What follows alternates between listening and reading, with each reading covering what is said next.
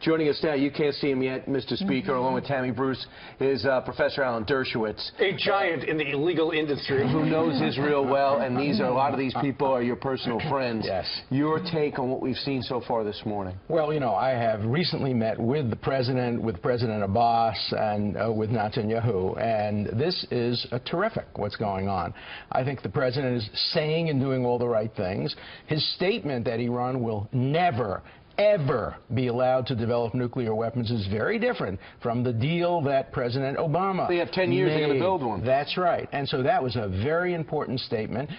His going to the Western Wall is very important. Look, Obama allowed the United States not to veto the stupidest UN resolution ever, which suggests that the Western Wall isn't part of Israel. Remember that it was supposed to be international. Jordan captured it illegally. Israel 50 years ago liberated it and allowed everybody to go to the Western Wall, and that's not legal. Sure. So I'm so glad that President Trump is going to the Western Wall. Well, as you know, he is the ultimate deals guy, President Trump. He is hoping on this trip in Israel that they can make some sort of improvement, some sort of compromise on what we're hearing is this ultimate deal. You understand these issues so well. Right. How far do you think they can get on something? There's something on the table which I hope both sides approve of. The Saudis have said that if Israel will just stop building settlements deep into the West Bank and will do a little bit more humanitarian work on Gaza, they will allow planes to fly over Saudi Arabia and the Emirates. They will allow telephone lines to be established and allow business people to come and do deals.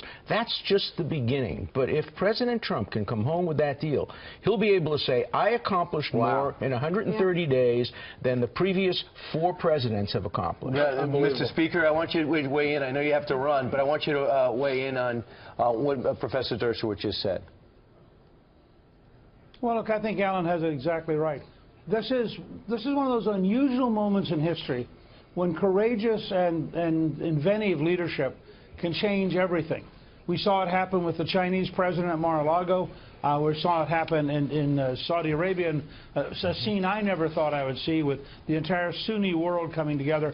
We will, by the end of today, may see it happen here. But remember, each of these requires unique skills, unique energy, unique focus. None of them are guaranteed to work. And President Trump is showing enormous courage. The last 2 presidents, their first trip overseas, one was to Mexico, one was to Canada. What Trump is doing is historic. It will be historic in the 4th year of his presidency. This is his opening trip.